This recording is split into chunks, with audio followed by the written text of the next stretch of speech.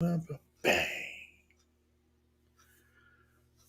Good morning. Happy Friday. It is Friday and it is 11 o'clock. So, you know what that means. It's Fridays with Flanagan, where we come to you every Friday at 11 a.m. Eastern Standard or Daylight Time.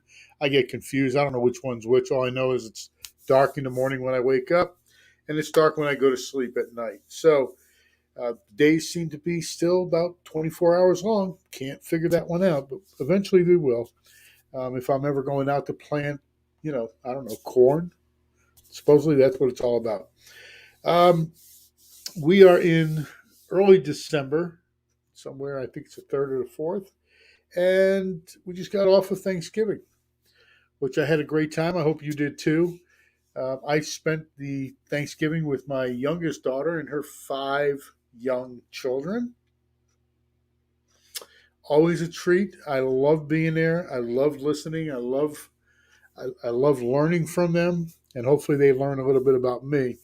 We did a great thing around the table for the oldest 9-year old Michael. And one of they handed out cards. So you got the 5 kids ranging from 4 months to 9 years, mom and dad, Pop and Grammy. And Michael, for his Boy Scout project, had to do sort of a sharing type thing. So we each got an index card. And each person handed the index card to the person to their left. And that person wrote down, you know, what was special about the person to their right. And the cards went around the table. It was a great experience for them, probably the first time they've done it. Um, Not the first for me. I mean, I've been through those sessions before, but it's always nice at the end of the day to get that card back. And in children's writing, and I've got it with me, in children's writing, it's what they think of their pop, right? It also allows us to let them know how we feel about them, which is important too. And I think that's what Thanksgiving's about. Yes, the Pilgrims came over. They were thankful that they survived another winter. Um, and depending on who you're talking to today, was it a good thing? Was it a bad thing? Did we invade? Who knows? But in the long run, it's all about focusing our thoughts on gratitude. And what are we thankful for as the year comes to a close? Did we have a good year? Did we survive? I mean, COVID is on the way down, they told us. Some other variant popped up. We don't know. But, we're still, and I go through and I think about my gratitudes, and I wrote them down as I sat in, yes, I'll give you a confession. Thursday morning, I got up and I said, you know what? I think I need Dunkin' Donuts. And I drove out to Dunkin' Donuts. Thankfully, they were open, and I sat in the parking lot doing my journal.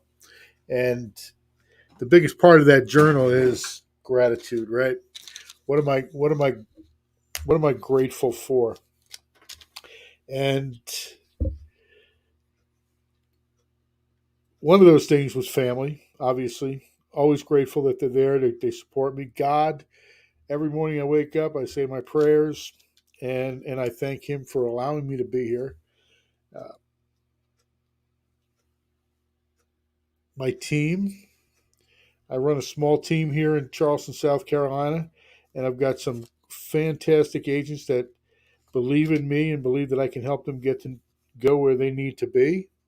And that's important to me. Excuse me while I change my ears.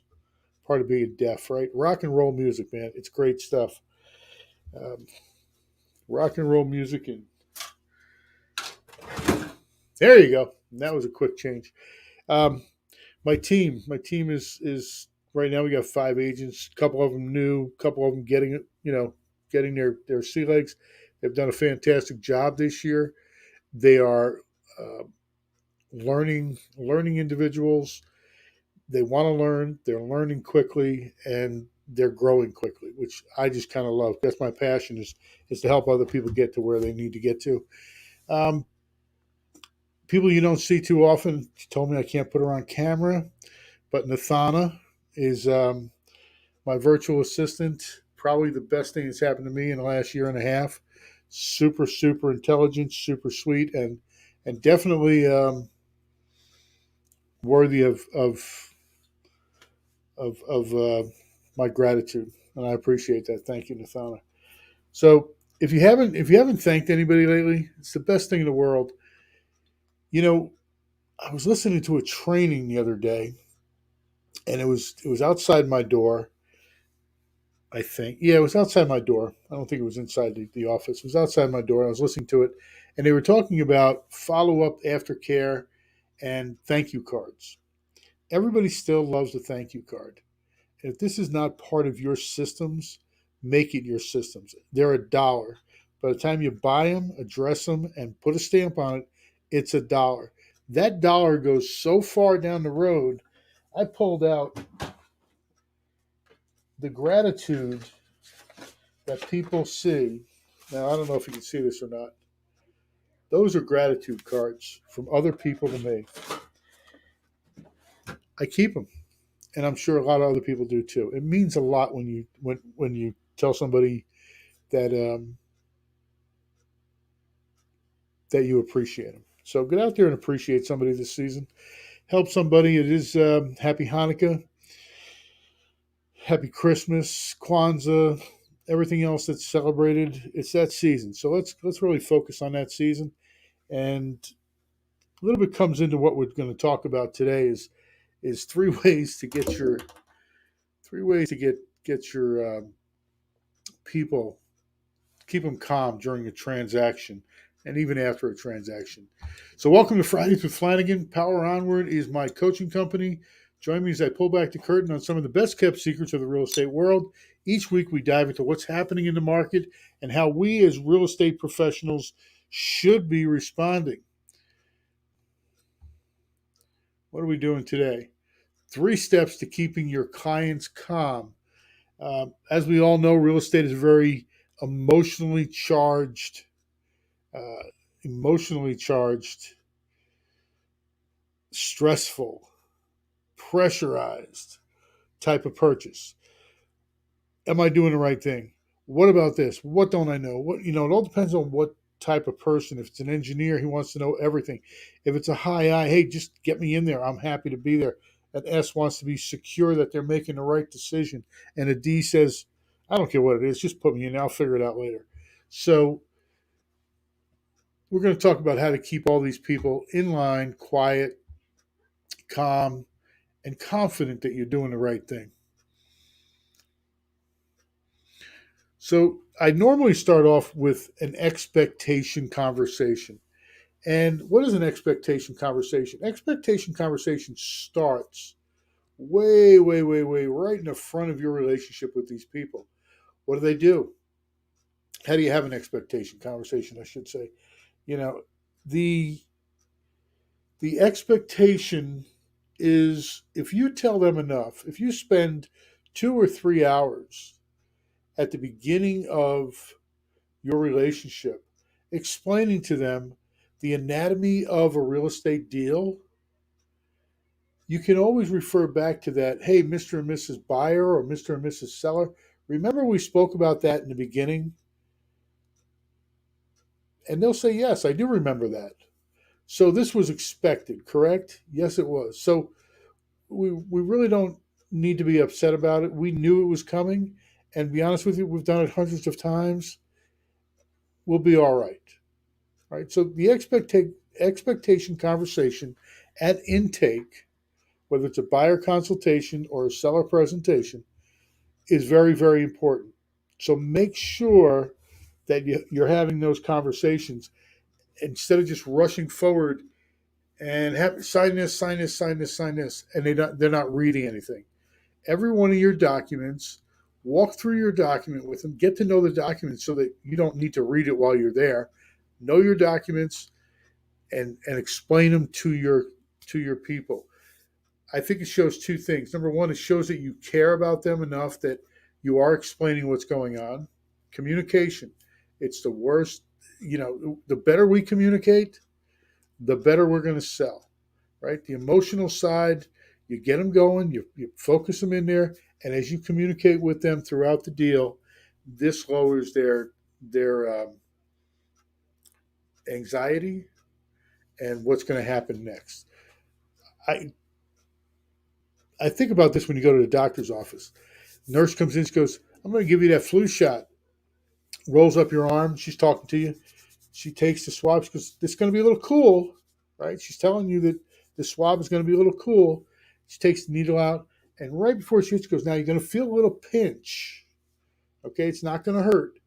And before you know it, the needle's in and out of your arm, and everybody's happy, and away you go. So they're giving you an expectation of, hey, this is going to hurt, but just a little bit. And think of that as you talk to your clients in the beginning of their transactions. It's important. Make sure you do it. Any questions on that? Hopefully, we all have some kind of written procedure system. If you don't, let me know. We can help you with that. So, number two, use common language. What do I mean by common language? Um, we use big things: CMA, ROI, um, CL100, uh, CDs. These are all things people don't understand, don't know, and it can be rather daunting if you don't know our terminology for what's happening. So we talk about closing documents or closing disclosures. What is that? They should know this. It should be walked through. Now, a lot of attorneys in our area, a lot of attorneys, or if you're using an escrow house, whatever you use out of state, they really don't walk anybody through those common terminologies, and it could really start upsetting people if the wrong thing is said at the wrong time. Story quickly, my own personal story. Way back when we were buying a new house, it was a Friday afternoon. Everything was packed in the truck. I was a real estate agent. I told my wife I'd meet her at the attorney's office for the closing about 3 o'clock in the afternoon. She had gotten there early, and the person sitting at the front desk, said to her, "Well, we haven't got the funding okay from the lender yet. It might put us off for a while. We don't know if we can close." Whoa, stop. Why would you say that to somebody? Number one, without the explanation that this is pretty ordinary. It takes a little bit. We got to send paperwork back. Explain to her that, you know what, Ann, it's going to be fine. Here's what's happening right now. We have all the signed, we have all the documents from the lender. We don't have a closing package. We have a closing package from the lender. We need documents signed to send back to them. It's getting later in the day. Hopefully they stay around long enough, and we think they will. Normally they do, because especially on a Friday night, and you'll be fine at the end of the day. What made her say, "Hey, we don't know if we're going to close today. It's a Friday afternoon. Can't do anything till Monday." Um, that just like lights a fire. That just cranks it up. That just cranks it up. So make sure when you do talk to your clients, use words they understand.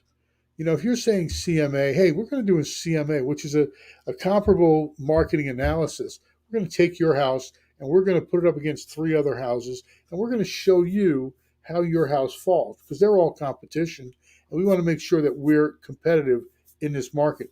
Do you understand? And if they do or not, they're going to tell you. Well, what do you mean by this? What do you mean by that? ROI.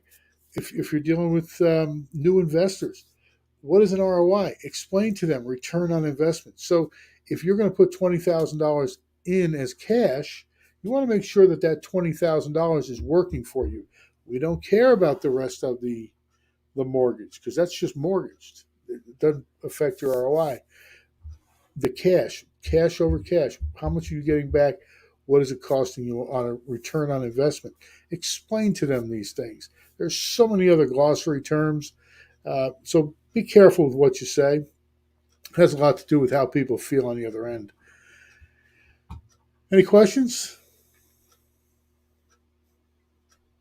No, fabulous. Getting buy-in from the client. That should be BUY, but that's all right.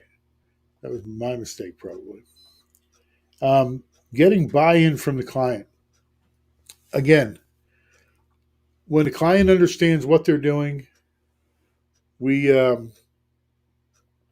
it becomes easier, right? If you're constantly fighting the client, I had a call this morning, and client didn't want to do a, the agent recommended that they do a CL 100, which in our world is a Clemson letter. Clemson is a university in South Carolina that says, okay, there is X amount of moisture in your home.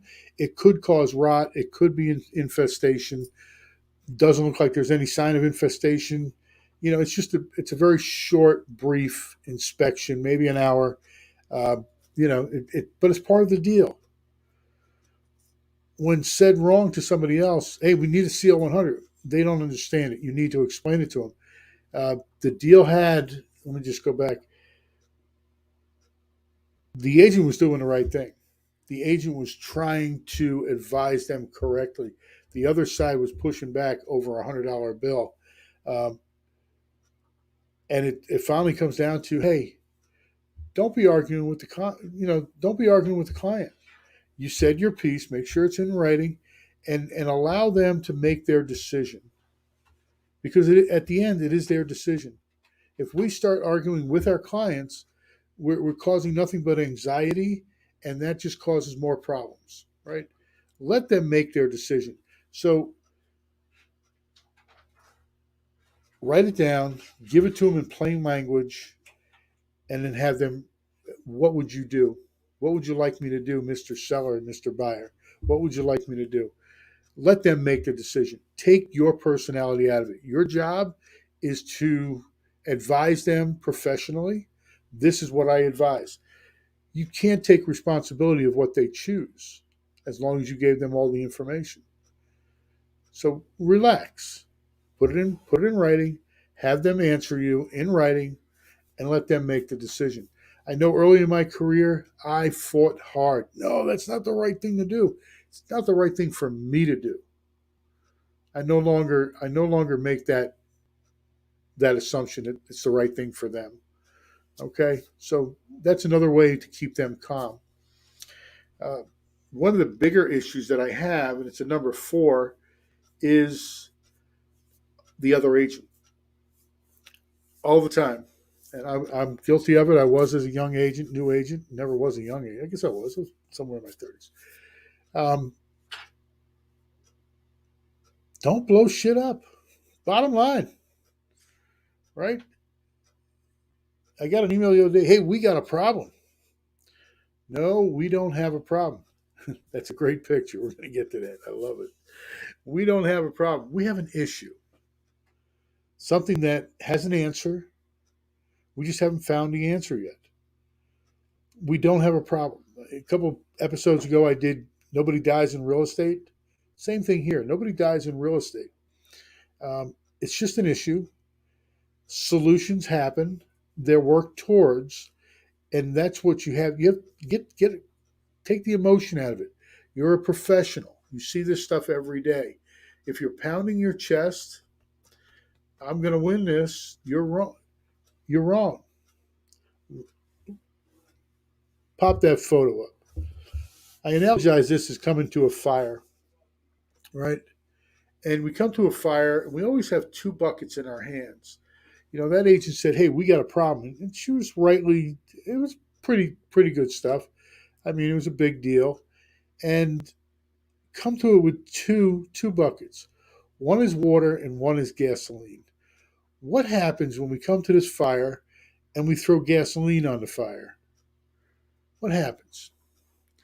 That fire explodes. Okay? Gasoline, if you come in there and that agent says, "Hey, we got a problem," and you come back emotionally and say, "No, we don't have a problem. You guys are doing this, you guys do," who cares? Right? Gasoline is going to ignite that fire, probably blow the deal up. I get agents walking through my office every day, totally distraught over minor stuff. One of my best stories is years ago. Agent came in. It was about a repair addendum and a roof. Something was going on, and it's going to kill the deal. And I said, "Well, did you get a roofer out there?" "No, we haven't got the roofer out there yet." "We'll get a roofer and see what the roofer says." That's the solution. You're not a roofer. I'm not a roofer. They're not a roofer. The inspector said there's something wrong with the roof. They put a roofer up there. It cost them $60. A couple nails loose, shingle missing. It wasn't much. So don't throw gasoline on it. Don't get all upset. What do we want to throw on it? Water. Bring water. Bring the solution of the water. That water puts out the fire. It lowers everything down. It lowers the anxiety level of not only the other agent, of yourself, but also of the clients. Okay, also of the clients, if they're involved. So that brings up another point. If they're involved. If the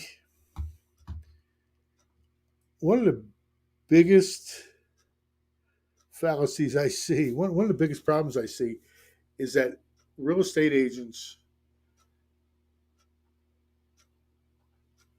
are oversharing. Let's call it oversharing. I do believe you need to be totally transparent. Anything that's going to affect the deal, the um, the parties should know about. Make sure they know about it. Make sure they know about it in writing. Make sure it's delivered to them professionally. Okay, make sure they know about it. That's the most important thing. Except they don't need the drama. They don't need all the backroom drama. We all know we go through a lot of crap, emails going back and forth, and you know we can bitch at each other, which is fine.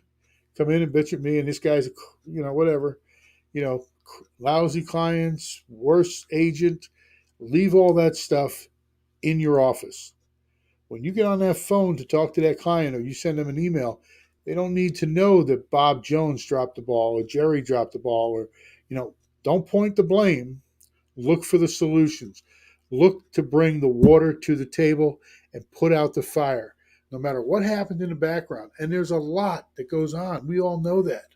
We've seen it, whether it's inspections, whether it's attorneys, you know, whatever happens, we can get all kinds of crazy in the background. We don't bring that to our clients. You're always presenting what's the best stress free environment for the client. Keep them calm. Right? That's what this whole thing's about, is keeping them calm. It's keeping the communication open. Let's go back. It's about expectations. Have those conversations early. Let them know how this deal is going to happen. Let them know some of the pitfalls in the deal. Okay? Let them know that, hey, you know what? You're going to get an inspection report, probably going to be 73 pages long. Now, we've done hundreds of these inspection reports. Don't worry, we know how to handle it. There are things that we can say no to and things we can say yes to. Is that all right with you? It is. Okay, so you're not going to freak out when you get that 73-page report, right? No, we're good. And when they do get that report, they go, you were right, there's 73 pages. Yeah, we were right. So make sure they have the expectation conversation. Communicate. Use common language. Okay, use common language. Don't, you're not that high and mighty, folks. You're a real estate agent. Your job is to be fiduciary to your client. Use common language with them. Get the buy-in from the client. Okay, make those questions mean something. Do you agree? Do you understand? Tie downs, right? We all learned about tie downs when we first started in sales. Do you agree? Is there something else that we can talk? Is there something that you need? What don't you understand? Get the buy-in from the client. So what you're telling me is you understand everything, and we can go on with the deal. Yes, we can. Communicate, communicate, communicate. Last important thing is to don't gas the fire. Be calm, collective. You want to freak out? Get out your office, go in the backyard, and freak out. Don't freak out in front of your clients. It's an important thing. We all do it. We all make mistakes. We all lapse once in a while, but you know what? We can be forgiven on that too. All right. Any questions on that? It's all about communication. Bottom line, communication. Any questions? Fabulous. All right. Hey, it's going to be Christmas. We're going to go out of town for a little bit. We will not be having, I don't think we are. What do we say? Last one on the 17th. Type it in there. Um, we'll have one more before Christmas week. We're going to be off over the Christmas holiday. You're going to see a couple of specials come on. We're going to pre-record them. But if I don't see you, have a good holiday. Be with your family. Be present. Put the damn phones down. You're sitting down for dinner. Put the phone down. Leave it in another room. Shut it off. Be present. Your family needs you more than this business needs you. That's important. It took me years to learn that on a couple of different businesses that I owned. Uh, we're not that special, folks. We're only here for a short time, and that short time might be 80 years, 90 years, but think about it. Think about it. It's not that long of a time. All right. God bless. Have a Merry Christmas. Happy Hanukkah. Happy Kwanzaa. Happy, what am I missing? Festivus. A couple others out there. So if you have anything for me, give me a holler.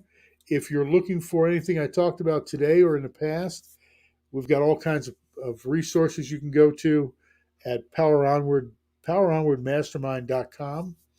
Drop in there and let me know. If you got referrals this year, remember it's the holidays. People are still buying houses. Matter of fact, serious people are just buying houses. We know we're probably at 3.3 million in closings this month. Uh, they want houses, so go out there. Don't give up. Take a week off. Take a week and a half off. But until that time, keep pushing. People still want to hear from you. All right. We'll see you in a couple of weeks, and have a great time. Thanks again.